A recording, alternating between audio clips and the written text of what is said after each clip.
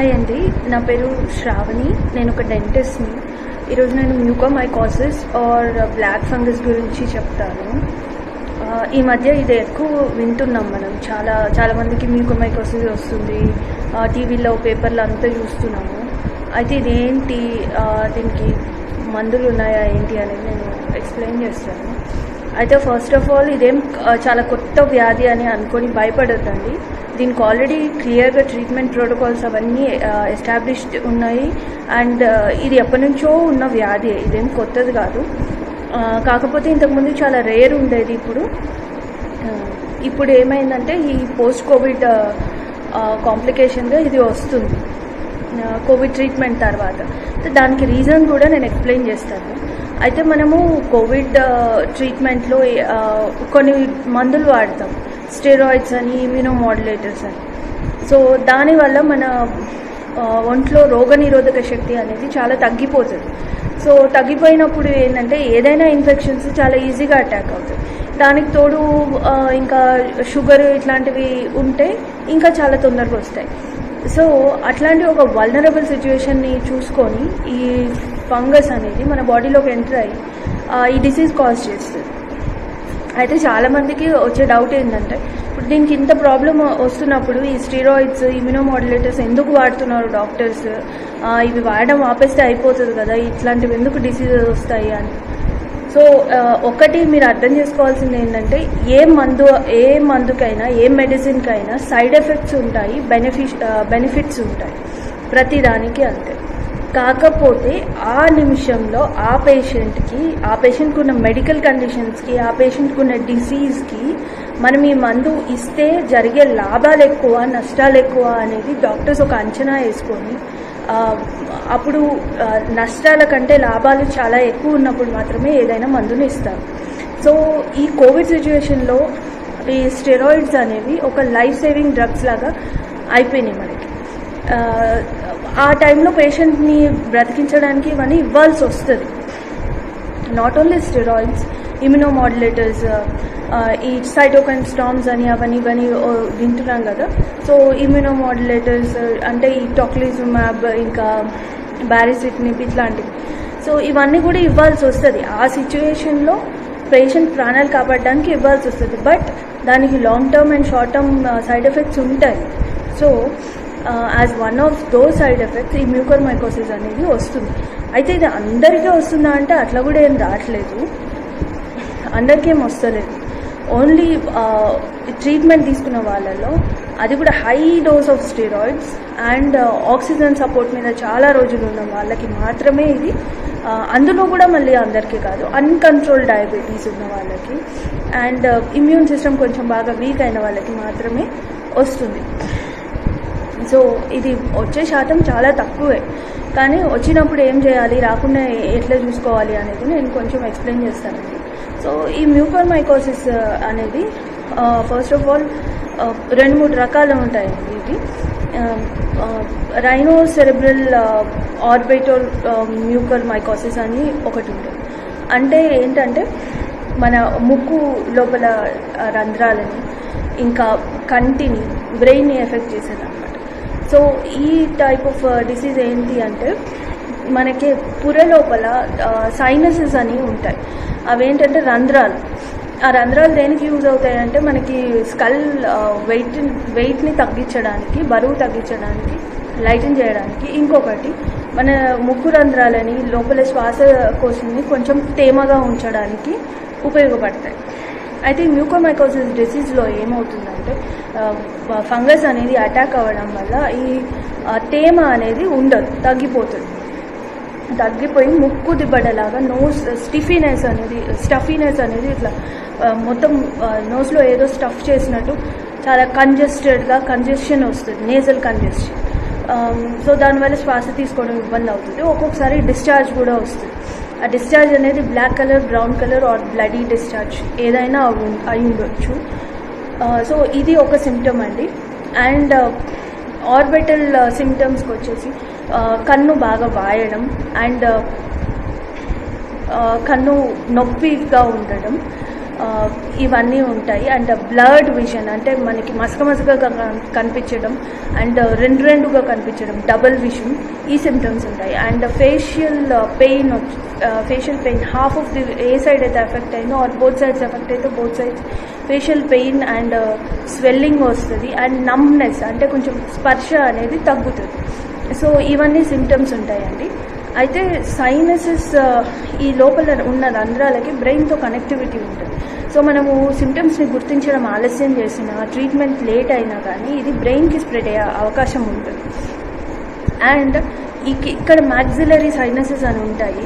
So ఇవి effect అయినప్పుడు ఏమవుతుందంటే మనకి పళ్ళు కదలడం కానీ, పంటి నొప్పులు ఓన్లీ పైన పళ్ళు మాత్రమే, అండ్ దవడ పళ్ళు నొప్పి ఉండి ఇట్లా కదులుతూ ఉండడము, అండ్ పైన అంగూటి ప్యాలెట్ అంటారు, ప్యాలెట్ డిస్కలరేషన్ అంటే ఆల్రెడీ ఉన్న కలర్ కాకుండా బ్రౌన్ కలర్, బ్లాక్ కలర్ ఏదైనా కలర్లో డిస్కలరేషన్ వస్తుంది. సో ఇవన్నీ ఎర్లీ సిమ్టమ్స్ అండి. ఇవన్నీ జాగ్రత్తగా చెక్ చేసుకుంటూ వెంటనే ఇట్లాంటి లక్షణాలు కనిపిస్తే మీరు ఈఎన్టీ డాక్టర్ కానీ, డెంటిస్ట్ కానీ ఆర్ జనరల్ ఫిజిషియన్ ఎవరి దగ్గరికైనా వెళ్ళొచ్చు. అక్కడ వాళ్ళు ఏంటి అనేది డిసీజ్ డయాగ్నోస్ చేస్తారు. అండ్ పల్మనరీ మ్యూకోమైకోసిస్ కూడా వస్తుందండి. ఇది లంగ్స్ని ఎఫెక్ట్ చేసినప్పుడు పల్మనరీ మ్యూకోమైకోసిస్ అంటారు. అయితే ఈ లంగ్స్ని ఎఫెక్ట్ చేసినప్పుడు మనకి సేమ్ కోవిడ్లో ఉంటే బ్రెత్లెస్నెస్ ఇట్లాంటి సిమ్టమ్స్ ఉంటాయి అండ్ ఇంకా వర్సన్ అవుతూ ఉంటాయి. దానికి తోడు మనకి దగ్గినప్పుడు కొంచెం బ్లడ్ రావడం అట్లాంటివి కూడా వస్తూ ఉంటాయి. సో ఇవి లక్షణాలండి. ఈ లక్షణాలని గుర్తుపెట్టుకొని మనము వెంటనే డాక్టర్ దగ్గరికి వెళ్ళాలి. అయితే దీన్ని డాక్టర్ దగ్గరికి వెళ్ళినప్పుడు వాళ్ళు కొన్ని టెస్ట్ చేసి ఇది నిర్ధారణ చేయడానికి కొన్ని పరీక్షలు ఉంటాయి. అవి ఏంటంటే ఇప్పుడు ఫేస్కి సంబంధించిన రైనో ఆర్బిటల్ మ్యూకోమైకోసిస్ అయితే వాళ్ళు ఎంఆర్ఐ స్కాన్, ఇంకా సైనసెస్లోని ఆ లోపల ఉండేది కొంచెం బయటికి తీసి బయోప్సిస్ చేస్తారు. సో ఇవి నిర్ధారణ చేసే పరీక్షలు. అయితే పల్మనరీ మ్యూకోమైకోసిస్కి మనకి సిటీ స్కాన్ అండ్ అక్కడ కూడా బయోప్సీ చేస్తారు. సో వన్స్ ఇది మ్యూకోమైకోసిస్ అని కంపల్సరీ డయాగ్నోసిస్ ఎస్టాబ్లిష్ అయిన తర్వాత ట్రీట్మెంట్ స్టార్ట్ చేస్తారండి. ట్రీట్మెంట్లో ఏంటి అంటే మనకి ఫస్ట్ షుగర్, ఒకవేళ డయాబెటిక్ అయితే డయాబెటీస్ కంట్రోల్లో చేస్తారు. అండ్ డయాబెటీస్ కంట్రోల్ చేసి డయాబెటిక్ కీటోఎసిడోసిస్ అట్లాంటి కాంప్లికేషన్స్ అవ్వకుండా చూస్తారు. సెకండ్ది పేషెంట్ ఇంకా స్టెరాయిడ్స్ మీద ఉన్నట్లయితే కనుక steroids as early as possible dose తగ్గించేసి స్లోగా టేపర్ చేసిస్తారు. అండ్ ఈ ఇమ్యూనోమాడ్యులేటర్స్ అంటే ఈ టాక్లిజుమాబ్ ఇట్లాంటివి, బ్యారసిటమాల్ ఆర్ ఇవన్నీ వాడుతున్నారు కదా, వీటిని వెంటనే స్టాప్ చేస్తారు ఒకవేళ వాడుతున్నట్లయితే. అండ్ వీటితో పాటు anti fungal drugs therapy start చేస్తారు. అంటే ఫంగస్కి ఇప్పుడు వైరస్కి యాంటీవైరల్స్, బ్యాక్టీరియల్ ఇన్ఫెక్షన్స్కి యాంటీబ్యాక్టీరియల్స్, యాంటీబయాటిక్స్ ఎట్లా వాడతామో ఈ ఫంగల్ ఇన్ఫెక్షన్స్కి యాంటీ ఫంగల్ డ్రగ్స్ ఉంటాయి, అవి స్టార్ట్ చేస్తారు.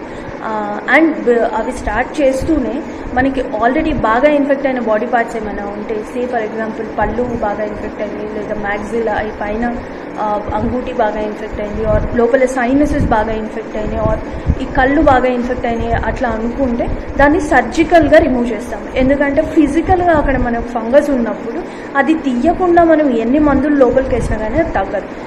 సో ఫస్ట్ ఏం చేస్తారంటే ఆ సర్జికల్ ప్రొసీజర్ స్టార్ట్ చేస్తారు.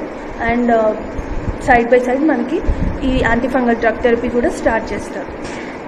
దీంట్లో ఇండక్షన్ థెరపీ ఉంటుంది. అంటే high doses of antifungal drugs 3 to 4 weeks ఇస్తారు ఇమీడియట్లీ దాన్ని కట్టడి చేయడానికి. దాని తర్వాత కన్సాలిడేషన్ థెరపీ అని 3 to 4 months సేమ్ డ్రగ్ అయి ఉండొచ్చు, or different antifungal drug, or same dose అయి ఉండొచ్చు, కొంచెం తగ్గించి కావచ్చు. కన్సాలిడేషన్ థెరపీ ఇస్తారు, ఎందుకంటే దాని ఎఫెక్ట్ ఇంకా డీప్ ఉంది, ఇంకా ఏదైనా చిన్న ట్రేస్ లెఫ్ట్ ఓవర్ ఉన్నా కానీ అవి కూడా కంప్లీట్గా పోవడానికి. సో ఇది ట్రీట్మెంట్ అండి. అయితే దీనికి కొన్ని ప్రివెన్షన్స్ కూడా చేసుకోవచ్చండి మనం. అంటే ఈ డిసీజ్ మనకి రాకుండా ఎలాంటి జాగ్రత్తలు తీసుకోవాలి అంటే మోస్ట్లీ ఇది కోవిడ్ రికవర్డ్ పేషెంట్స్లో వస్తుంది. సో మనము ఆ గ్రూప్ ఆఫ్ పీపుల్ని ఏమేం జాగ్రత్తలు తీసుకోవాలో చెప్తాను. So first of all Covid recover అయ్యి ఇంటికి వచ్చిన తర్వాత బ్లడ్ షుగర్ లెవెల్స్ చాలా క్లోజ్గా మానిటర్ చేసుకోవాలండి. అవసరం అయ్యి అఫోర్డ్ చేయగలిగిన వాళ్ళు గ్లూకోమీటర్ కొనుక్కోవాలి. అండ్ మీ షుగర్ డాక్టర్తో ఎప్పటికప్పుడు టచ్లో ఉండాలి. ఒకవేళ ఇవన్నీ అఫోర్డ్ చేయలేని వాళ్ళకి ఏమైనా చక్కెర వస్తుందా, చెమటలు వస్తున్నాయా, షుగర్ తగ్గుతుందా, ఎక్కువ అవుతుందా, ఆర్ చాలా ఫ్లక్చుయేషన్స్ వస్తున్నాయా, అండ్ డైట్ కూడా కొంచెం కంట్రోల్లో పెట్టుకోవాలి. అండ్ ఈ షుగర్ యూజువల్లీ లాంగ్ టర్మ్గా షుగర్ ఉన్న వాళ్ళకి హై షుగర్ అయితే ఎట్లాంటి బాడీ ఎట్లా రెస్పాండ్ అవుతుంది, లో షుగర్ అయితే బాడీ ఎట్లా రెస్పాండ్ అవుతుంది, వాళ్ళకి ఒక ఐడియా ఉంటుంది. సో అట్లాంటివి చూసుకుంటూ జాగ్రత్తగా మానిటర్ చేసుకొని అవసరమైతే మీ డాక్టర్ని కన్సల్ట్ చేయాలి. అండ్ ఈ ఫంగస్ అనేది మనకి బయట ఎన్వైరన్మెంట్లో ఎక్కడైనా ఉండొచ్చు. సో ఎప్పుడు మాస్క్ పెట్టుకొని ఉండాలండి హాస్పిటల్ నుంచి వచ్చిన తర్వాత. అండ్ ఇట్లా కన్స్ట్రక్షన్ సైట్స్కి కానీ లేకపోతే డ్యాంప్ ఏరియాస్ అంటే చాలా వెట్గా తేమగా ఉన్న ప్రదేశాలకి వెళ్లకుండా ఉండాలి. అండ్ కింద మట్టిలో కానీ లేకపోతే అట్లాంటి ఫర్ ఎగ్జాంపుల్ మొక్కలు నాటడం, అట్లా మట్టితో ముట్టుకోవడం అట్లాంటివి కొద్ది రోజులు చేయకుండా ఉండాలి. ఎందుకంటే చాలా వల్నరబుల్ పొజిషన్లో ఉంటారు, ఇమ్యూనిటీ తక్కువ ఉంటుంది. ఆ టైంలో ఎలాంటి ఇన్ఫెక్షన్స్ అయినా ఎఫెక్ట్ అవ్వచ్చు. సో ఇవన్నీ కొంచెం జాగ్రత్తలు తీసుకోవాలి. అండ్ వీటితో పాటు ఇంకొకటి ఏంటంటే, ఇది ఇప్పుడు కోవిడ్ తగ్గిపోయి డిశ్చార్జ్ అయ్యి ఇంటికి వచ్చిన తర్వాత కూడా మీకు ఏదైనా ప్రాబ్లమ్స్ ఉంటే ఇవి ట్యాబ్లెట్స్ ఇంటి పక్కన వాళ్ళు చెప్పిందనో లేకపోతే టీవీలో వచ్చిందనో ఏదంటే అది వాడొద్దండి. ఎందుకంటే యాంటీబయోటిక్స్ అవి ఎక్కువ వాడొద్దు. యాంటీబయోటిక్స్ మీరు ఇష్టం వచ్చినట్టు నాకు ఈ నొప్పి ఉంది, ఆ నొప్పి ఉంది అని వాడుతున్నారు అనుకోండి, ఏమవుతుంది అంటే బాడీలో యాంటీబయోటిక్స్ వాడినప్పుడు బ్యాక్టీరియా అనేది చాలా తక్కువైపోతుంది. So that gives an environment. మన ఫంగస్ చాలా ఫాస్ట్గా గ్రో అవ్వడానికి అదొక మెకానిజం అవుతుంది. సో మీరు డాక్టర్ ప్రిస్క్రిప్షన్ ఆర్ డాక్టర్ పర్యవేక్షణ లేకుండా ఏ మందులు కానీ ఎట్లాంటి ట్రీట్మెంట్ కానీ సొంతంగా తీసుకోవద్దు.